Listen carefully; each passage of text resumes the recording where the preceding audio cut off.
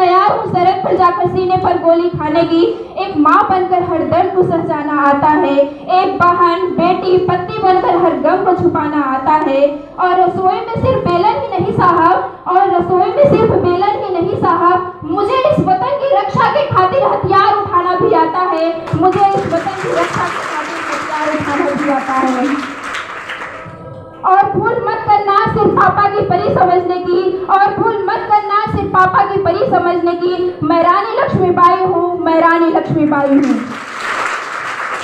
और अगर मैं आज यहाँ बात राजनीति करूँ तो मुझे राजनीति से कोई परहेज नहीं, वरन परहेज राजनीति करने की राजनेताओं के नीति से है। चुना करे उम्मीदवार राजा नहीं, वरन सेवक होने चाहिए, वरन सेवक होने चाहिए।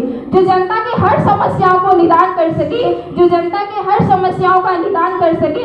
और हाँ, संसद में लड़ झगड़ कर नहीं, वरन जब सोच समझ कर फैसले लिए जाएंगे तब हमारा राष्ट्र निर्माण संभव होगा, तब हमारा राष्ट्र निर्माण संभव होगा। तो मैं इन राजनेताओं को दो लाइन कहना चाहूंगी, जिन्हें हम हार समझ बैठे गला अपना सजाने को, जिन्हें हम हार समझ बैठे गला अपना सजाने को, आज वही नाग बन बैठे हम ही को काट खाने को, आज वही नाग बन बैठे हम ही को काट खाने को। आज राजनीतिक भ्रष्टाचार, काला धन इस देश के प्रमुख मुद्दे हैं। जहां इंसान तो जड़ जाता है लेकिन इंसानियत चोट खा जाती है, जहां इंसान तो जड़ जाता है लेकिन इंसानियत चोट खा जाती है। और इस धन से हम सोने की चैन तो खरीद सकते हैं, इस धन से हम सोने की चैन तो खरीद सकते हैं, लेकिन चैन की नींद सो नहीं सकते, नींद चैन की सो नहीं सकते, इसका मैं दावा करती हूँ।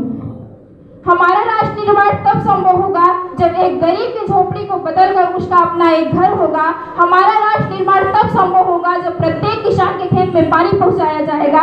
हमारा राष्ट्र निर्माण तब संभव होगा जब जाट राजपूत भेदभाव हमारी सोच से मिटाया जाएगा। हमारा राष्ट्र निर्माण तब संभव होगा जब इस देश के कॉलेज, विश्वविद्यालय राजकीय एकेडमी नहीं वरन शिक्षक मंदिर कहलाएंगे, वरन शिक्षक मंदिर कहलाएंगे। हमारा राष्ट्र निर्माण तब संभव होगा जब हमारा आइडल, हमारा नायक कोई अभिनेता नहीं वरन वीर कमांडर अभिनंदन जैसे वीर योद्धा होगा, वीर कमांडर अभिनंदन जैसे वीर योद्धा होगा।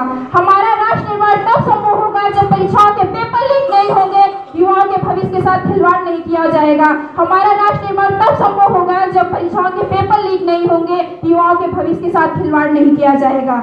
और अंत में मैं किसी शायर की पंक्तियां और अपनी तमन्ना के साथ वाणी को विराम देते हुए कहना चाहूंगी कि काश मेरी जिंदगी में शरद की कोई शाम आए, कि काश मेरी जिंदगी में शरद की कोई शाम आए, कि काश ये मेरी जिंदगी मेरे वतन के काम आए, कि काश ये मेरी जिंदगी मेरे वतन